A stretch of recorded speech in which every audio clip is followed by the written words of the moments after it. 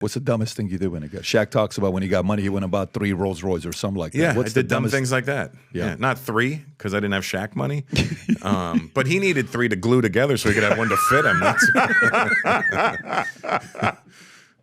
Right? Well, he needed 2, 1 for each foot. Well, you remember the first time you met Shaq?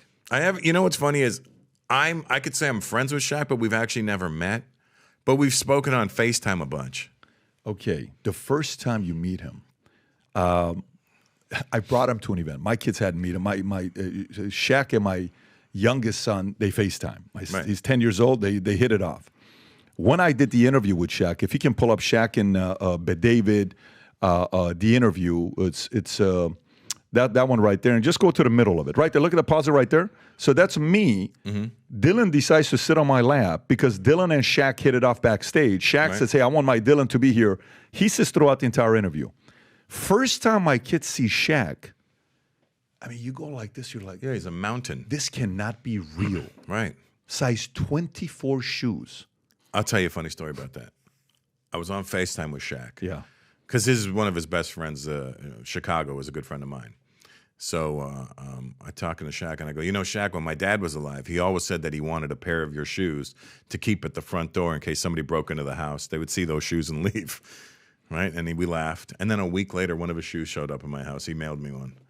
That's the kind of guy he is, though. You know, he's a sweet guy. He's a thoughtful guy, and he pays attention. Yeah, he is. And he is sweeter behind closed doors than maybe on camera. When you see him, you're like, one of the things that Kobe said about Shaq, he says, the thing about Shaq is not just a big guy that's a pushover. He's a big guy that will fight you. He's got the teddy bear side, but if you cross him, he has no problem fighting. He was one of the funnest guys to watch. Yeah, so going back, you were saying you made the money, you made some of those decisions, your family, you know, the expectation wasn't high, mom worked at Kmart, all this stuff. But people knew you were funny very early on. I mean, you knew, like, I think I read a story like early 90s or mid 90s, something happened where, you know, like, this guy can do something with the comedy. And then later on, your story with George Carlin, and then he invites you back 15 years later. Maybe tell us how the story. Let me clear that up for you. Yeah, because those were weird strokes. Yeah. Okay, started doing stand-up in 89. Okay. 1992, George Carlin was always my idol. Always. Like, George and Eddie Murphy, basically the 2 top guys for me. And so 1992, the Blue Jays win the World Series. Everybody's driving up and down. Joe Carter. Everybody's driving up and down Yonge Street in Toronto. Yep. And we're partying, you know, not partying, but like screaming, making noise, honking horns, driving slow. And I'm walking beside my friend's car. That's how slow it was going. And I see this old guy with a beard, a white beard and a ponytail walking towards me, and I elbow my friend and go, ha, that guy looks like George Carlin, thinking I'm being a smartass. And when he walks past me, just to be a smart-ass kid, I go, how you doing, George? And he goes, how you doing, kid? And I was like, what the fuck? You're joking. And I was like, what? And I ran after him. And I groveled and walked him back to his hotel. And you're 22 years old at this time. Yeah. 22 years old. I'm doing stand-up 3 years at this time. What's he doing in Toronto?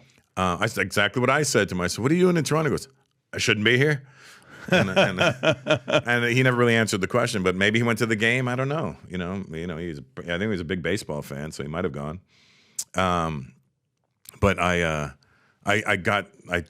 fell out of myself. I couldn't tell him everything about my life enough. How long did you have with him? I had maybe like a 8-minute walk with him. That's plenty. Are you kidding me? And I was telling him, and he was like asking for advice, and he was giving me some great advice that really helped me. What did he say?